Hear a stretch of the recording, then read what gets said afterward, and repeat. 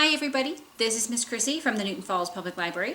Today we are bringing you the second in our series of Just So stories by Rudyard Kipling. And this one is special for a Wednesday. It's called How Did the Camel Get His Hump? Now this is the next tale, and it tells how the camel got his big hump. In the beginning of years, when the world was so new and all, and the animals were just beginning to work for man, there was a camel, and he lived in the middle of a howling desert because he did not want to work, and besides, he was a howler himself. So he ate sticks and thorns and tamarisks and milkweed and prickles, most excruciating idle. And when anybody spoke to him, he said, Hump, just, hump. and no more. Presently, the horse came to him on Monday morning with a saddle on his back and a bit in his mouth and said, Camel, oh camel, come out and trot like the rest of us.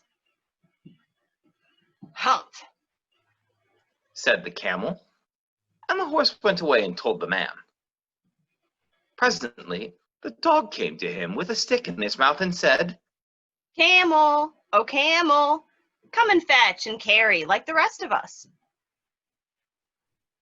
Hump, said the camel, and the dog went away and told the man. Presently, the ox came to him with the yoke on his neck and said, Camel, oh camel, come and plow like the rest of us. Hump, said the camel, and the ox went away and told the man. At the end of the day, the man called the horse and the dog and the ox together and said, 303. I'm very sorry for you. With the world so new and all, but that hump thing in the desert can't work, or he would have been here by now. So I'm going to leave him alone, and you must work double time to make up for it.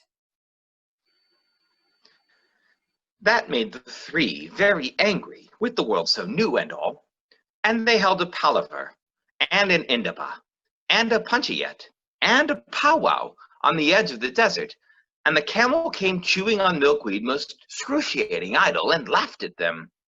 Then he said, hump, and went away again. Presently, there came along a djinn in charge of all deserts, rolling in a cloud of dust. Djinns always travel that way because it is magic. And he stopped to palaver and powwow with the three. Djinn of all deserts, Said the horse. is it right for anyone to be idle with the world so new and all? Certainly not. Said the djinn. Well, Said the horse. there's a thing in the middle of your howling desert, and he's a howler himself, with a long neck and long legs, and he hasn't done a stroke of work since Monday morning. He won't trot. Whew, Said the djinn, whistling. that's my camel. For all the gold in Arabia, what does he say about it? He says hump, Said the dog. and he won't fetch and carry. Does he say anything else? Only hump, and he won't plow. Said the ox. Very good. Said the djinn. I'll hump him if you will kindly wait a minute. The djinn rolled himself up in his dust cloak and took a bearing across the desert, and found the camel most excruciatingly idle, looking at his own reflection in a pool of water. My long and bubbling friend, Said the djinn. what's this I hear of your doing no work with the world so new and all? Hump, Said the camel. The djinn sat down with his chin in his hand and began to think a great magic, while the camel looked at his own reflection in the pool of water.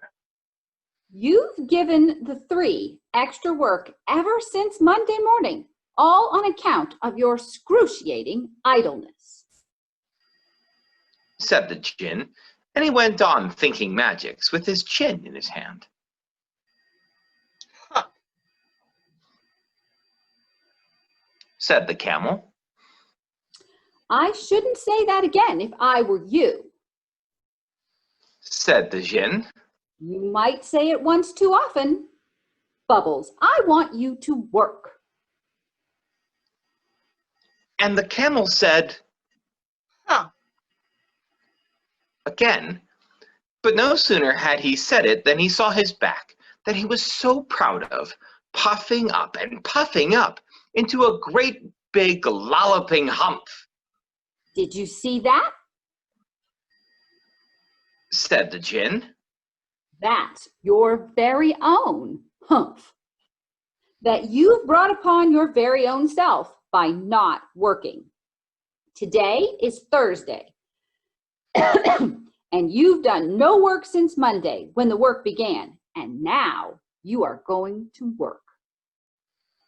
How can I? Said the camel. With this hump on my back. That was made a purpose. Said the djinn. All because you missed those 3 days. You will be able to work now for 3 days without eating, because you can live on your hump. And don't you ever say I never did anything for you. Come out of the desert and go to the three and behave. Humph yourself. And the camel humped himself, hump and all, and went away to join the three. And from that day to this, the camel always wears a hump. We call it a hump now, not to hurt his feelings. But he has never yet caught up with the 3 days that he missed at the beginning of the world. And he has never yet learned how to behave. Well, we hope you enjoyed that silly story. And remember, for every video you watch, you can become a part of our summer reading program.